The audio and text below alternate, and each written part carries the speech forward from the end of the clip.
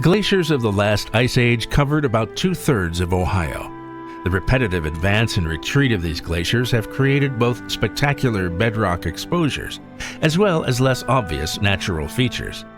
This glaciation also left behind a legacy of rich, fertile soils, vibrant marshes and wetlands, and an abundance of mineral resources.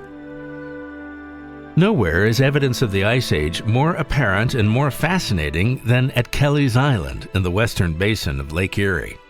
The island was formed when massive ice sheets from Canada advanced into Ohio and gouged and scoured the bedrock. Their tremendous weight left deep depressions that filled with meltwater as the climate warmed and the glaciers retreated, forming the Great Lakes. Evidence of the glaciers still can be seen in the grooves and striations in the island's bedrock. On the north end of the island, visitors will find Glacial Grooves State Memorial, where a large tract of grooves has been exposed by an historic quarrying operation. Around 18,000 years ago, the grooves were carved out of bedrock known as the Columbus limestone. At 400 feet long, 15 feet deep, and 35 feet wide, they are believed to be the largest example of glacial striations in the world. While grooves, gorges, and other glacial remnants are easily observed throughout Ohio, some evidence of the Ice Age is less apparent. The Ohio landscape was shaped not only by what the glaciers eroded away, but also by the sediments they deposited. Such deposits create a gently rolling topography with both flat and hilly areas that include small lakes and ponds, small mounds, and large ridges that can extend hundreds of miles. One such feature can be found at Siegenthaler-Kestner Esker State Nature Preserve. An esker is a narrow ridge of stratified or layered till that has been sorted and deposited according to grain size by running water. Eskers commonly have steep sides and a sinuous shape.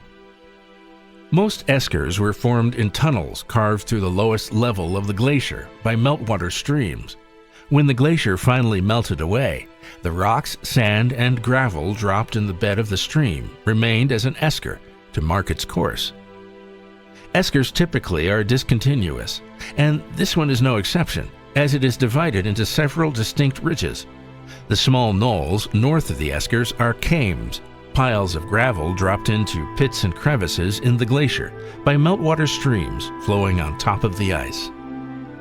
The wide flat valley west of the eskers is an outwash channel made of gravel melted out of the glacier and deposited in sheets in front of its retreating edge. The small pond to the east is known as a kettle and was formed when a block of ice was left behind and was surrounded by till.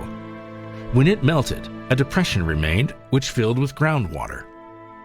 In some cases, you can drive your car over some of Ohio's most famous eskers.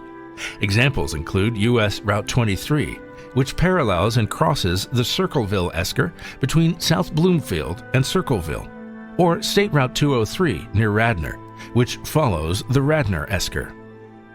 Eskers, kames, and kettles are called ice contact features because they were formed in or against ice. Ice contact features can be found throughout Ohio, and they often are the basis for complex ecosystems.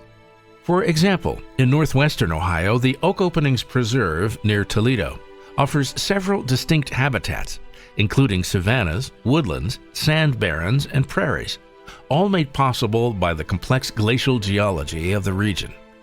These habitats serve as home to a great biodiversity of plants and animals, many of which are not found anywhere else in the state. Other sites where Ohio's glacial geology can be observed and studied include the Portage Lakes region of northeastern Ohio, where numerous bogs and marshes dot the landscape and act as a refuge for exotic plants and animals. Pickerington Ponds State Nature Preserve just east of Columbus, Cedar Bog State Nature Preserve in Champaign County, and Stages Ponds State Nature Preserve in Pickaway County.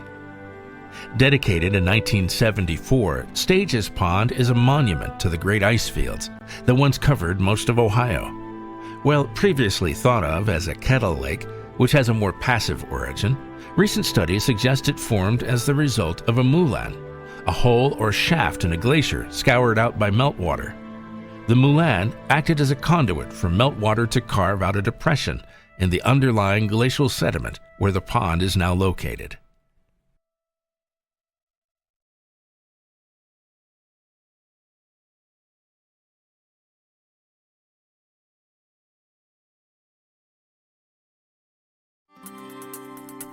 Lake Erie, too, has been shaped by glaciers of the Ice Age. Long ago, it existed as a basin or lowland valley of an ancient river system. Each glaciation of the Ice Age further carved out and destroyed this drainage system, and deepening and enlarging the basin. Thus, Lake Erie has had several successive stages of existence in its complex geologic history. The oldest rocks from which the Lake Erie Basin was carved formed in a tropical ocean reef environment. The Lake Erie Islands, South Bass, North Bass, Kelly's, and West Sister, are made of limestone and dolomite that were resistant to the powerful glaciers.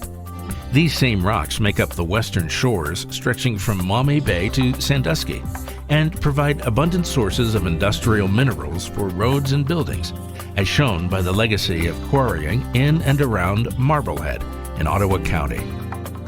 Just west of Sandusky, less resistant shales begin to dominate the coastline, stretching all the way to the northeastern corner of the state and beyond. These weaker shales form steep bluffs, especially in the vicinity of Paynesville in Lake County, that are highly prone to coastal erosion, posing a great risk to lakefront properties and infrastructure.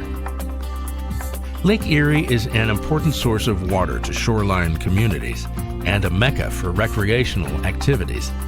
The lake provides numerous habitats vital for many species of plants and animals as well, especially in its beaches, dunes, marshes, and estuaries. While extensive development along the shores of Lake Erie has all but eliminated the presence of sandy beaches and dunes, Headlands Dunes State Nature Preserve, located adjacent to Headlands Dunes State Park in Lake County, is one of the last natural beaches in Ohio.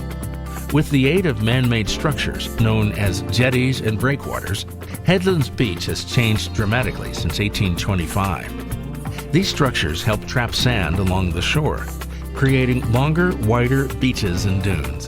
The result is a preserve that makes ideal habitat for plants and wildlife found nowhere else in Ohio, as well as a great public beach for recreation.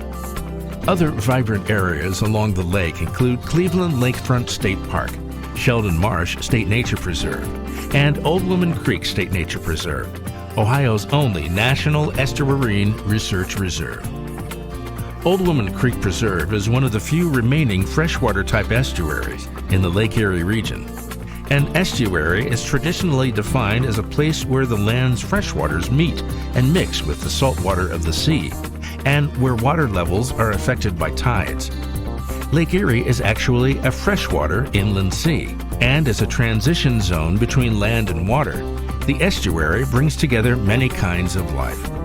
Attracted by the water supply and abundance of food and shelter, birds, mammals, fish, reptiles, amphibians, and insects are drawn to Old Woman Creek Preserve, which features a variety of aquatic and terrestrial habitats, marshland, open water, a barrier sand beach, upland forests, and old crop fields in early plant succession. Lake Erie is a dynamic, shallow body of water, allowing for violent storms with high waves.